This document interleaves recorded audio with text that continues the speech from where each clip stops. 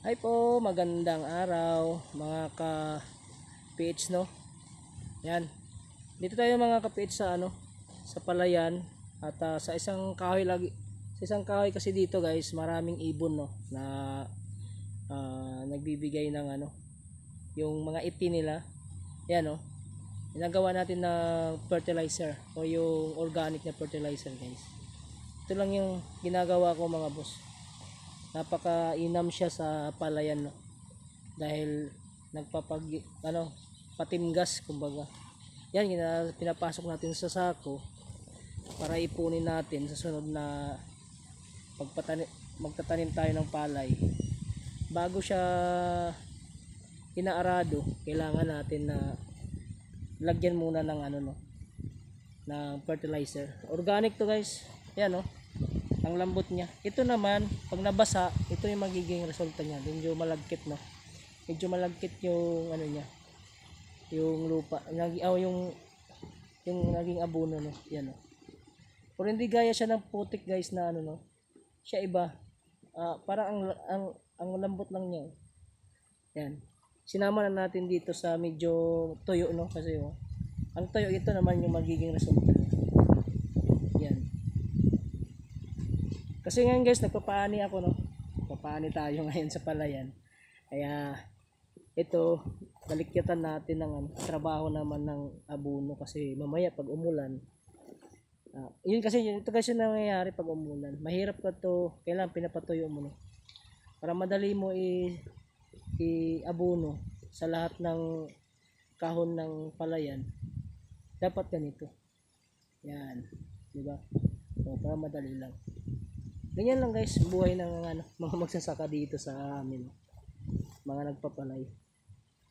Siyempre hindi naman tayo mayaman guys na yung lang natin, kung anong kayamanan mayroon dito sa lupa na pinagtataniman natin, yun yung magiging natin. Yaman guys. Yan ang bigat lang. Yan yung gawin natin. Sayang kasi organic kasi ito mga boss, organic no. Yeah, kita mo itim no? Itim, may pagka brown, ganun. Dito lang yan guys. Sa palayan ko rin, sa palayan ng biyanan ko. Ayan guys, kasi wala tayong sariling lupa. Yan tayo naman. Inaano lang natin. Ika nga, binibigyan tayo ng Diyos na matataniman na kahit di sa'yo yung lupa. Pagtsagaan mo na. Bigay mo lahat naman yung effort mo, yung lakas mo para naman sa lupa na pinagkatiwala sa iyo, di ba? Ganun lang guys. Kung paano ka pinagkatiwalaan ng magulang mo, yan. Gawin mo rin yung mga bagay na ikakasaya nila, di ba? Ganun lang ka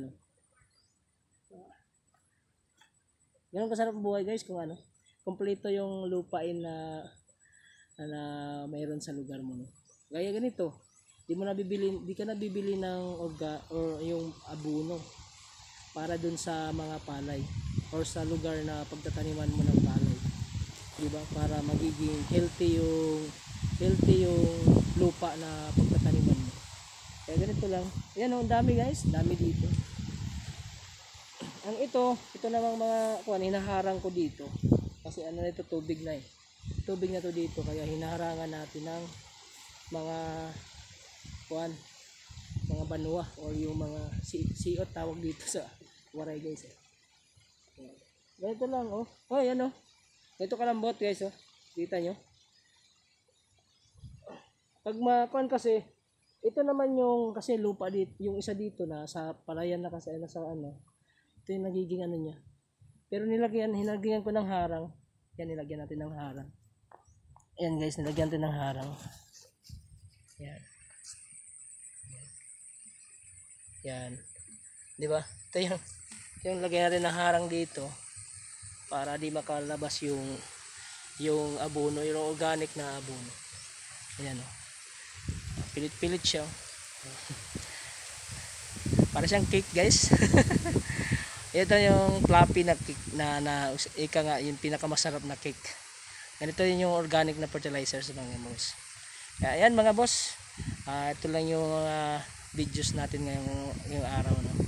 At mga hindi pa nakapag-subscribe guys sa aking YouTube channel sa PH1 TV. God bless sa inyo lahat mga boss, and thank you very much po.